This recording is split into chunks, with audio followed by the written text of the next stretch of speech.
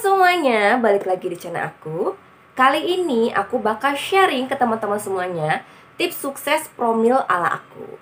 By the way, untuk promil ini aku lakukan sebelum aku menikah ya, karena aku tahu diri banget teman-teman, menstruasi aku nggak lancar, usia aku udah uzur menjelang 30 tahunan.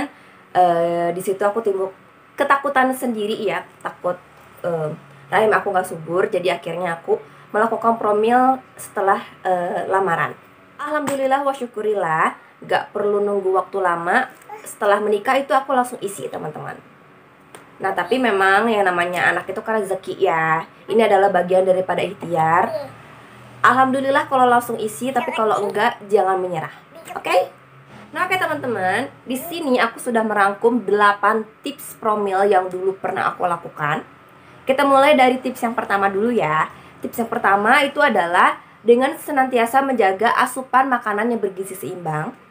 Karena kalau misalnya kebutuhan harian kita terpenuhi, nutrisi harian kita terpenuhi, maka kesehatan kita juga akan terjaga, tubuh kita akan berfungsi dengan baik, dan rahim kita juga kesehatannya akan terjaga dan berfungsi sebagaimana mestinya.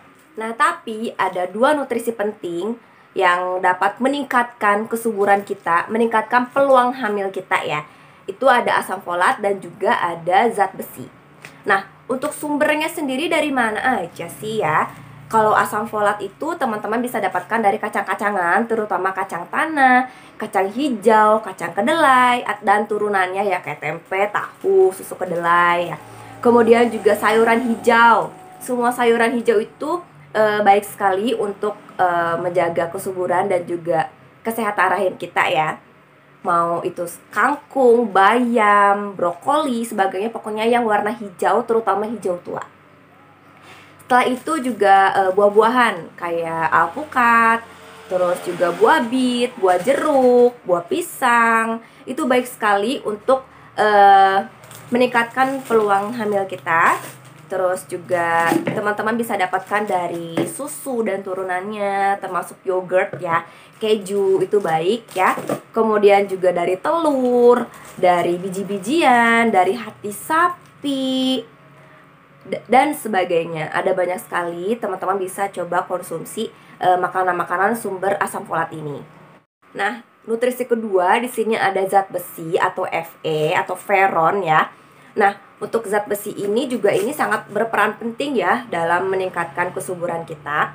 Ada beberapa sumber makanan yang bisa teman-teman konsumsi yang kaya akan zat besi ini. Contohnya kayak jenis telur, mau telur ayam, telur bebek, telur puyuh itu bagus sekali ya. Kemudian juga hati sapi, hati ayam, hati kambing itu bagus.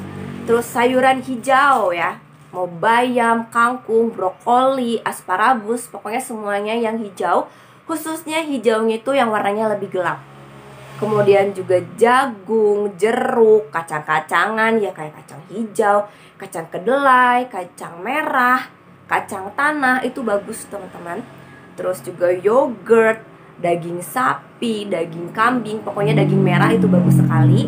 Dan juga ikan, mau ikan laut, mau ikan tawar, itu bagus semuanya ya. Dan untuk seafood juga bagus sekali. Yang kedua, lakukan aktivitas fisik. Tapi aktivitas fisiknya itu jangan yang berat ya, cukup yang ringan saja. Misalnya kayak yoga. Itu intinya adalah untuk menjaga kebugaran tubuh kita agar senantiasa sehat. Yang ketiga, teman-teman bisa konsumsi suplemen tambahan ya dari asam folat. Ini untuk meningkatkan kesuburan. Tapi kalau dirasa cukup dari makanan yang tadi aku sebutkan, itu sudah tidak apa-apa. Tapi kalau misalnya for make sure gitu ya, teman-teman bisa konsumsi suplemen asam folat tambahan untuk meningkatkan peluang hamil. Nah, untuk konsumsinya sendiri, kalau aku cukup pakai Folavit ya, yang murah meriah aja teman-teman. Dan aku juga konsumsinya nggak setiap hari, seingatnya aja karena aku suka lupa. Tapi aku kayak 1 bulan itu pasti aku ada konsumsi asam folat ini gitu. Dalam kira-kira sekitar 6 bulan sebelum nikah itu aku coba konsumsi asam folat. Keempat, bila perlu ya, ini garis bawahi, bila perlu teman-teman bisa konsumsi susu promil. Itu banyak sekali mereknya ya, tinggal pilih aja susunya mau yang mana. Tapi sebenarnya sih untuk intinya sendiri adalah kita perlu kandungan asam folat dan nutrisi-nutrisi penting yang ada di susu ini. Kalau misalnya teman-teman gak suka susu, nggak apa-apa, ini opsional aja. Yang kelima, kurangi konsumsi junk food. Kalau bisa dihindari dulu ya teman-teman, karena yang namanya junk food itu banyakkan kandungannya itu adalah dapat menghambat penyerapan nutrisi penting untuk kesuburan, untuk meningkatkan peluang hamil ini. Jadi kayak asam folat, zat besi itu banyak diserap oleh makanan-makanan yang bersifat anti nutrisi di junk food. Jadi makanya kalau teman-teman lagi ingin promil, aku sarankan untuk mengurangi, meminimalisir konsumsi junk food ini. Keenam, itu teman-teman istirahat itu harus cukup. Karena kalau misalnya istirahat kita cukup, tidur kita itu jadi kayak berkualitas, itu dapat membuat tubuh kita bermetabolisme dengan baik, sehingga fungsi dari kesehatan rahim kita juga akan baik gitu. Kemudian yang ketujuh, itu teman-teman harus memanage stres teman-teman, karena stres ini bener-bener ngaruh luar biasa sama yang namanya siklus menstruasi. Itu aku alami sendiri ya teman-teman.